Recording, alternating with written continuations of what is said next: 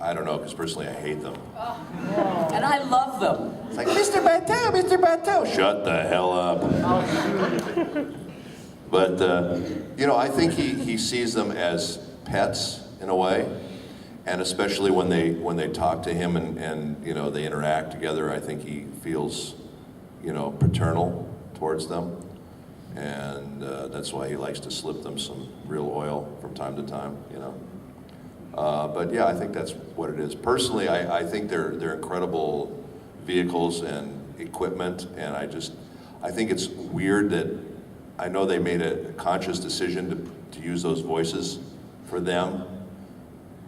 Personally, I think it's kind of annoying, but I know people love it, and they really find. I think it's the kind of the juxtaposition of this piece of armor that can do incredible things, and you got this little girly voice that makes it endearing, I guess. So. They're like little kids, and that gives them so much more personality than if they were, you know, strong male types. It's like it allows them to be goofy and vulnerable and innocent, even though they are these. They can be strong female types.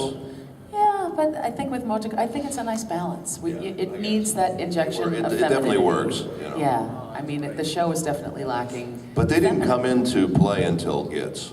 No. Because they were not in the movies.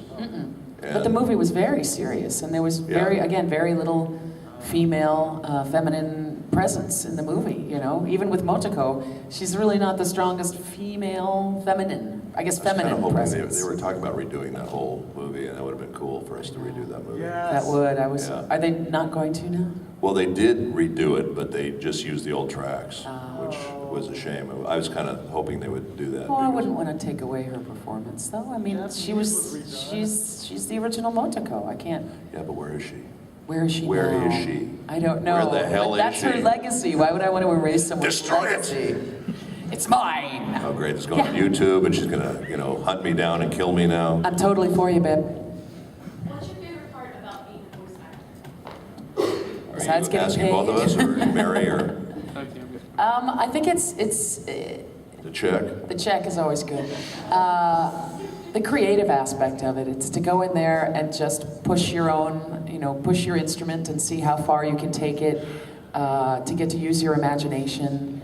I think it's like acting in its purest form. You don't have any, you can't run into any furniture, you don't have to memorize any lines, so it's just your voice creating a character, and it's such a specific thing to do, and it's a specific challenge.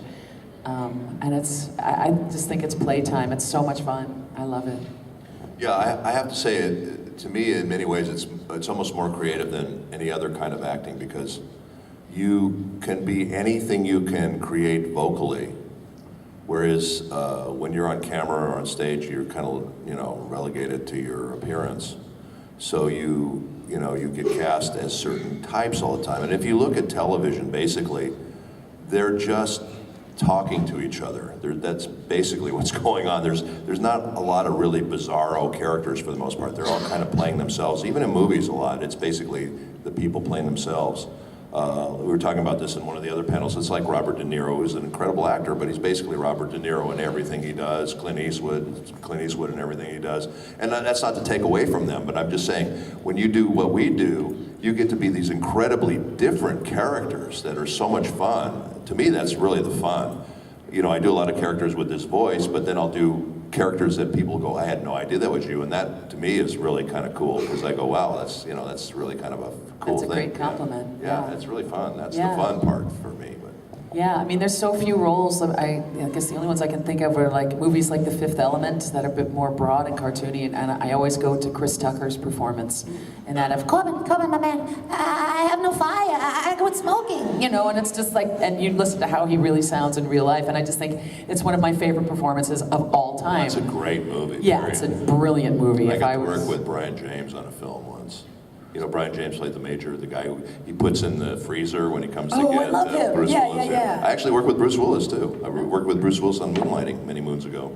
Ah, yes. Yes, that was kind of cool. But unless you get in that kind of broad a movie, or what did we just watch? Hitchhiker's Guide to the Galaxy, and there was some broad stuff in there. But otherwise, it's pretty standard. You're playing a human being, and you don't get to play the superhero and the giant that she rides in on. You know, I mean, it's it's an unbelievably creative experience, and it's just play and imagination. It's like you're a kid again. It's really fun.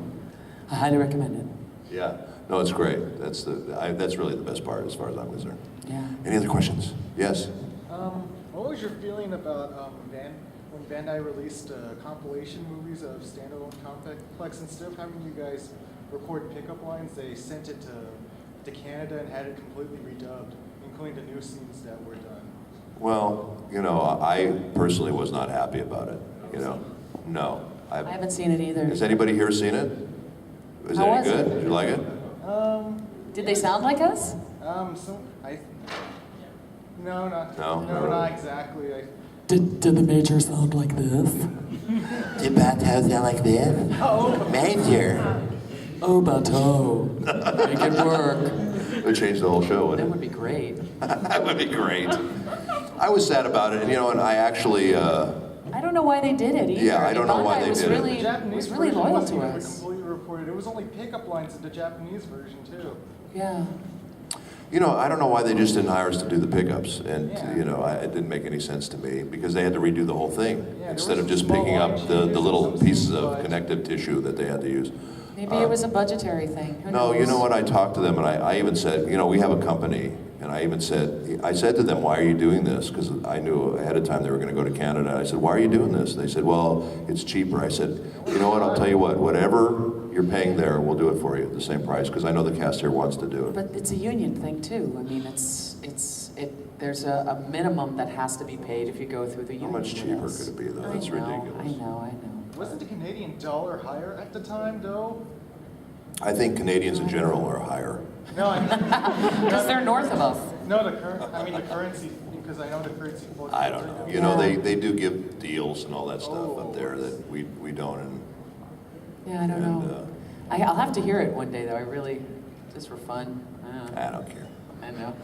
I was very disappointed, to tell you the truth, and it was kind of sad, But it happens. Listen, it's showbiz. It happens. All kinds of stuff happens, Yep. And you just have to kind of roll with it, Yeah. Oh, Question? Questions? Yeah. Go ahead. Oh, you're scratching your head? Well, come up with a question if you're going to scratch your head. Normally, how long are your recording sessions every day?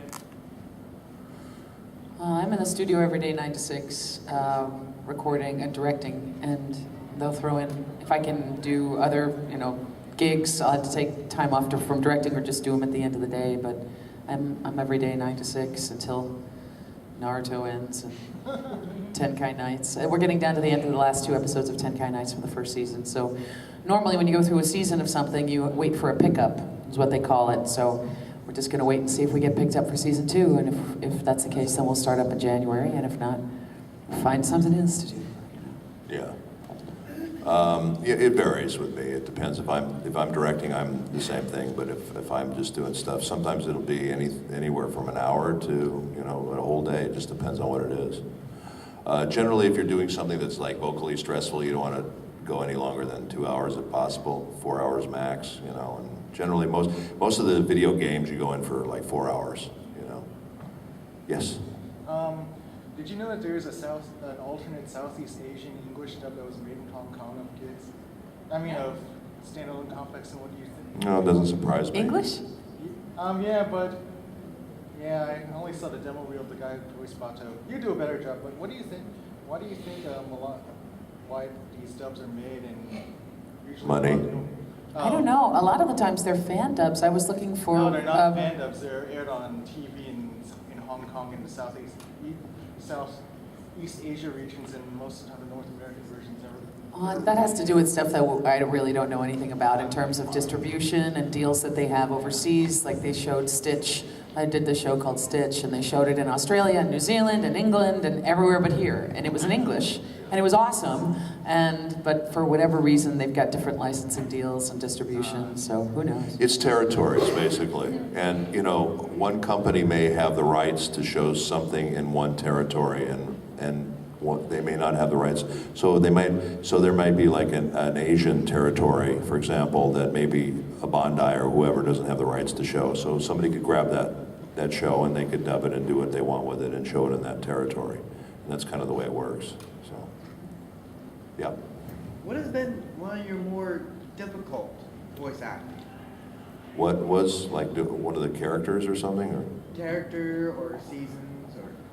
Well, for me, you know, I just go in and I do the best no matter what it is. I try to do my best, and the only hard ones for me really are the ones where you're just screaming. Those are just, you know, vocally demanding, and they're really hard. And that's the tough one. The other stuff for me is fun. You know, just go and become a character. If I don't have to go in there and scream my butt off, I'm happy. You know, so. Yeah, I did this Resident Evil game that Liam O'Brien directed, and I was the zombie queen. You'll always be my zombie queen. I am, Richard. But apparently this giant monster, and I mean, and I came up with sounds. I was like, you know what? I'm just gonna blow it out because I don't have to. I don't have any voiceover gigs coming up. I'm just directing for the next month or so. I don't have any concerts. So I'm just gonna blow it out and just see what kind of noises I can make. Like, what can I come up with? And Liam and I had so much fun, and he was like, that was brilliant. And I said, I don't think I'm gonna be able to talk for like, and it took a month for me to recover from that. But it was fun to try it, you know, to do it. Just once. Just once. I know. I was doing this one job, and I talk about this, where I was just screaming and screaming for 6. I was supposed to be there for 4 hours. The guy kept me for 6 hours. And the last 10 loops of the thing, he wanted me to scream like I was being burned alive by a flamethrower. 10 loops of that for 30 seconds. And then, of course, the next day I had to do a Hallmark commercial on the radio. So my voice was kind of like this. So I was like, you know, Hallmark, Happy Valentine's Day. Exactly. Oh my God, it was brutal.